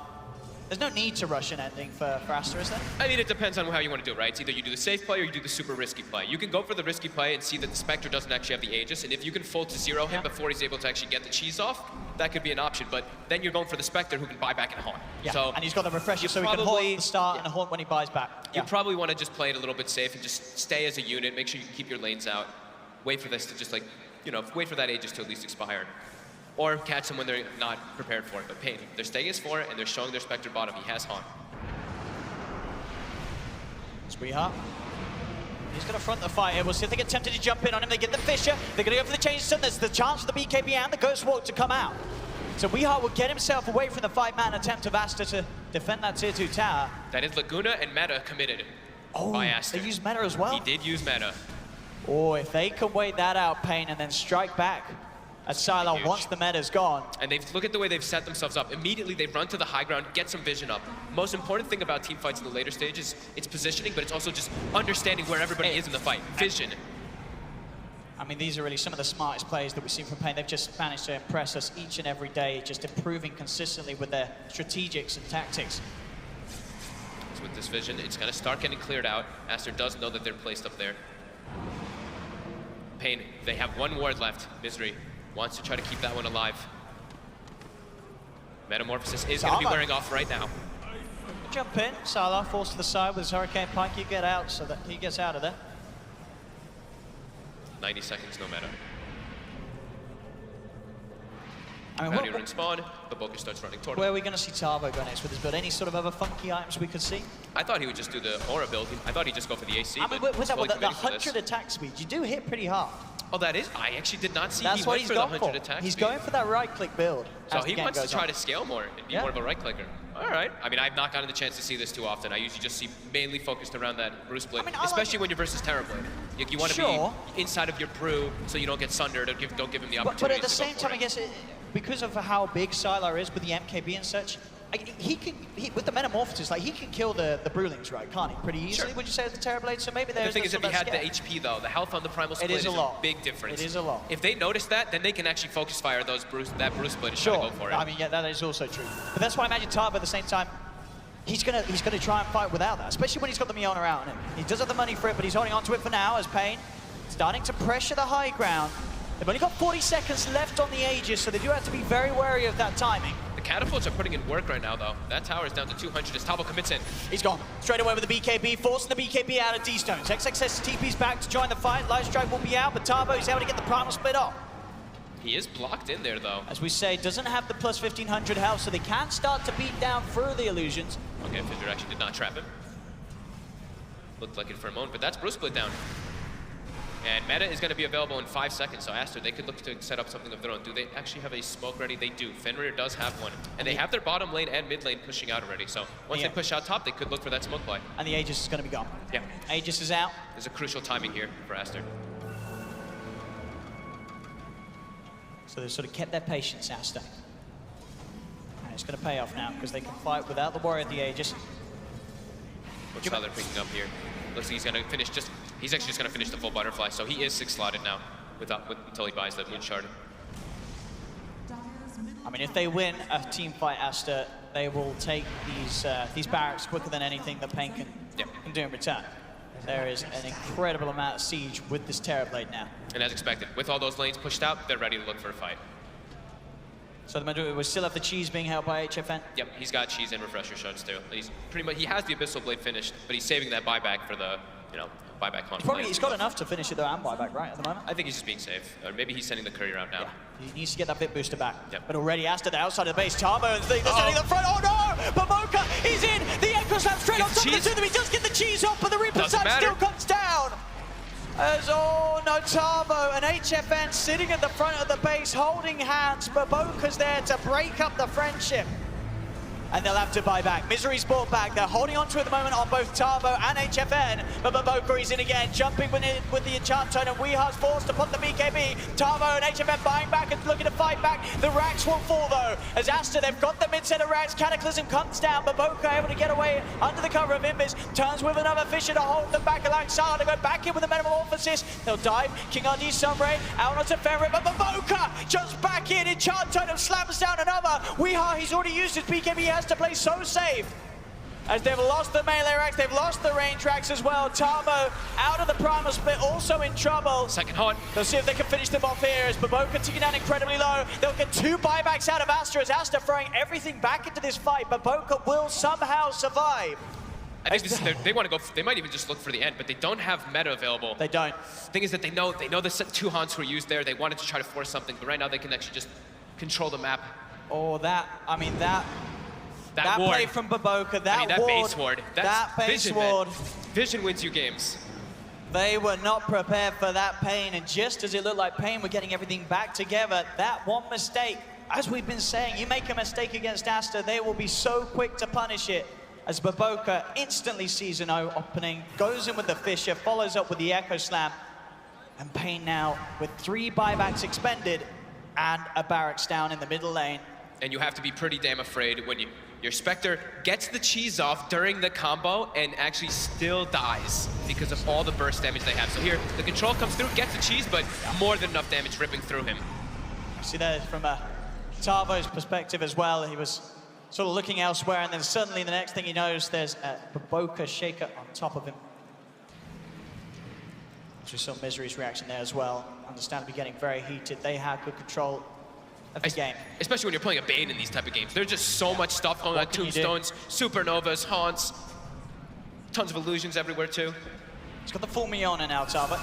Okay. As he knows, obviously with the buyback used, he's got to spend that money up. I have been seeing them focus the Brew Split a little bit though. Every time they see the Wind Panda, I'm seeing Sylar focus firing it almost immediately. So they might have identified that he did not take that talent. What's the 25 you get on Brew as well? Anything else that could sort of contribute to this? The Brawler chance. I've never seen anyone actually take the Brawler chance. I mean, you imagine he's probably going to take that. But the TB has MKB. Even though the other one is so good, the TB has MKB. If he's going plus 100 attacks, but he's going Mjolnir. Maybe. We'll see. We'll see. It could be cool. Maybe he's just going to crit people to death. But when you're playing versus Terrorblade with MKB, he's going to be able to just shred through it anyway. Trying something a little bit different this game, Salvo. Still yet to see if it's really going to pay off. Yeah. As they are behind, 10K behind at the moment, paiN.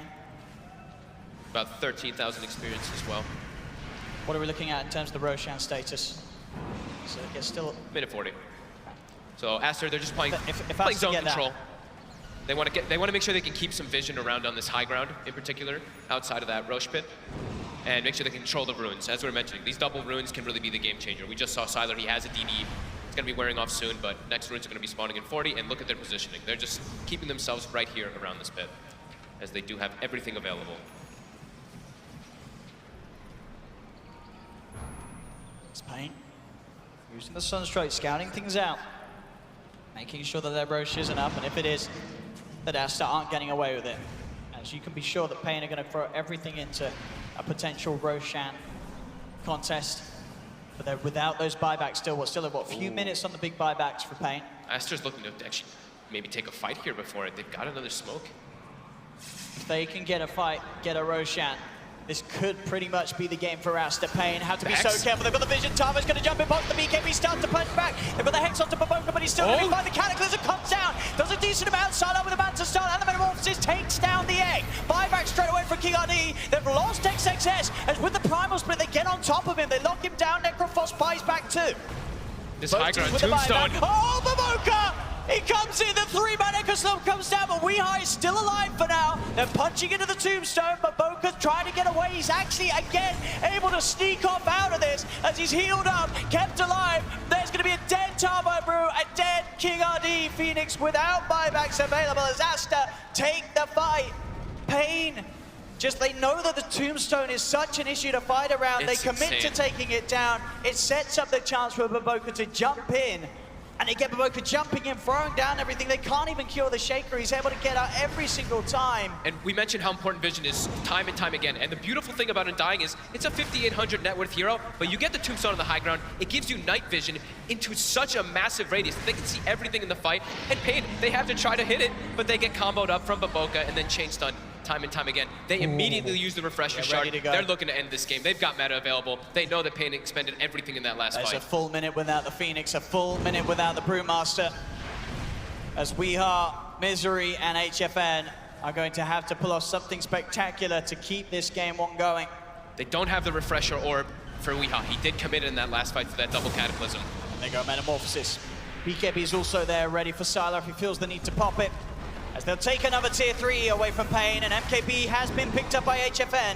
He's smoked up at the moment. A tornado attempt is going to be dodged off by Sylar as Aster take a second full set of racks, and they're moving up towards the Megas as they go for the third set. Still a little bit of time without the full team alive on paiN. As Aster, they'll force out the fortification. Can paiN really hold against this? As the tier 3's gone. Spectre Hunt in 2 seconds. They're gonna have to try something. They've got to do something. As the melee rack's gone, Aster taking it all as the range racks are gone. A full mega creeps are out for Aster. As they'll back off. They'll offer a little bit of mercy. Yep. The tornado does clip onto D-Stones. But the Horn, they're trying. They're trying to see if they can do something. They get themselves on top of the Shaker, but again, Baboka with his invis backing off. D-Stones does pop his BKB. Archangel, HFN just trying to really keep Aster interested in a fight. They have the connection with the tornado onto Fenrir, but Boka's still able to walk it away as they'll get the Hex down onto Fenrir. They'll get one of them. There's Cataclysm coming down. It's not there in time, but Boka TP's back to base. They did not get what they wanted, though. They knew the meta was used. They wanted to try to get at least 1 or 2 of those big core kills. They're only able to get the 5 position of Fenrir. And he is dead for 100 seconds, so it's at least sort of 100 seconds where they know that Aster's not going to try and push it again. But with the mega creeps up, Aster, they can confidently sit back and enjoy this terrible amount of pressure that paiN have to try and deal with. These 3 lanes charging down in against them. They have to, this is like the one push that we have. People talk about it. When there is mega creeps, you kind of have like one chance. You push with that wave, you try to take a team fight, and you hope for the best. Winning against mega creeps, if a team was able to do it on this stage, it would be paiN. But it's such a tough ordeal. There's 70 seconds where they know that they're fighting 5 versus 4. This could be what they need. They don't have Haunt, but Meta's also down for another 30 seconds. All of Aster, though, sitting and prepared. If they can get a jump in, eliminate at least an extra one, they have got a chance. But Sylar still absolutely massive. Metamorphosis back up in 15 seconds. He's going to have it for this fight. He's also got buyback, so he could walk in and die once and buyback just in case to be able to push paiN away. We will see. paiN, they make their way up. Aster in a very defensive stance. No one committing forward just yet. The creeps are starting to push into paiN's base. The side lanes are getting very close to the Ancient on paiN's side of the map. Jump in, Tavo trying to kick things off with the BKB, dodges the Light Strike, forces out the BKB from XXS. As Weeha, tornadoes out to Sylar, they get the Fiends ripped through the BKB there on D-Stones. The Meteor combo dropped down, but the BKBs are still up at the moment for Aster. FJFN in this front and center, this Cataclysm comes down. Sylar's BKB has one off. They get the Primal Spin done, the Supernova as well. That's going to be one death. They've killed the Terrorblade, but he has buyback. Their base is in jeopardy. Base, absolutely is. The tier 4s are going down. They've got to send someone back. They've got to send someone back. The creeps. The base is falling. As paiN, they tried one final hurrah, but with Weeha dead, no buyback. Miseries can't hold the base. The Ancient will fall. Aster take game 1. Oh my God, what a close game though. paiN their movements in that early game was absolutely phenomenal, but Aster able to find that crucial jump by Baboka with that vision. That one ward they get on the high ground. That one play really did set Aster back onto the road to victory, and at that point, it was so hard for paiN to throw Aster back off that game, as after that point, Aster just played it perfectly. Sylar on his Terrorblade, just looking absolutely terrifying here on the main stage. He was just so far ahead of HFN pretty much for the whole game with the farm that he had and the power and presence he could bring to these team fights. 12-2 on Sylar at the end of that game, only dying twice. The rest of his teammates all had about like 6, 7, 8 deaths, but he played phenomenally. His positioning always perfect, and they were able to actually stall the game out in that like mid-game when they were falling behind, and he was able to get all that farm that was super needed for his team. Sylar, absolutely, totally impressive. And as you said, that wall placement and the jump and echo slam from Baboka that really sort of got Aster back on track, like that play alone. And the tombstones, even the small things, right? A position 5 Undying, dropping a tombstone in 2 of those fights, gave all the information, all the vision for them to do, and also slowed down everything. The Haunt, the Primal Split, you can't actually fight too well under that tomb if you don't kill it. Absolutely, but what a game once to start the series. You can certainly taste it from paiN though as well, their willingness to just push on and even against Megas, try and find that little angle and gap to close the game up. What a start to this series, but Aster will take game 1 as we'll pass you back to the panel. Yes, thank you very much. We'll come back to Owen, of course, for game number 2 alongside Fogged. And what a game 1 we've had. What a good start to day number 5. Pretty much where we left off on day 4. Couldn't quite hit the heights of EG versus Secret, but my goodness, it was a good game. Gents, Kyle, where do you want to start with that one? Because paiN had such a good early start to that game. It kind of went wrong for them, though. I mean, I'd start with Aster personally. I mean, that was a very technically sound game from both sides. I thought paiN did a lot of things right. There were some questionable item decisions, notably Tavo not going for an AC, not going for the Bruising HP, and we saw over and over Sylar just killing the Storm Panda. And I want to talk about, we'll get to Sylar later, but you know, tough loss, but this is what happens when you play at this level of Dota. Yeah, I mean, I think that's the point, isn't it, Trent? If you make mistakes at this level, even small mistakes, they get punished. Mistakes, for sure, and as well as like there's the whole other side of that too, where people like overperform. I feel like sometimes, especially on specific heroes, and you're giving Baboka, like this guy, he's shown that if he's given a hero that's capable of having a massive impact in the game, he's going to be there.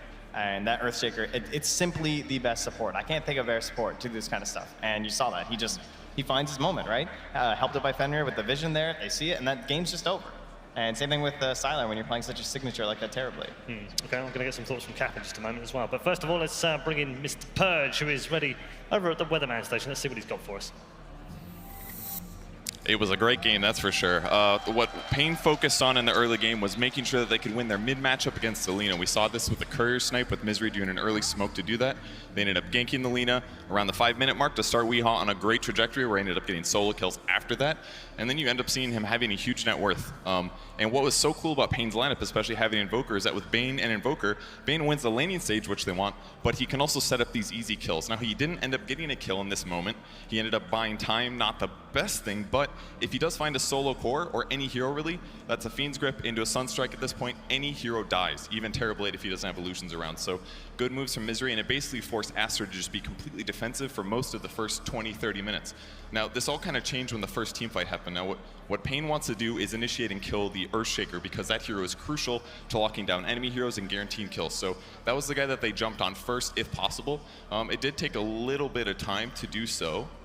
What they ended up doing was going for a Nightmare first, keep him out of the fight. But then they know because the Haunt is coming out, he's going to wake up. So what Misery does is very wisely commits his Fiend's Grip as well as the Sunstrike to him. So they need to kill this guy. In the meantime, Spectre Haunt's going on, and what Spectre wants to do is get a kill on somebody.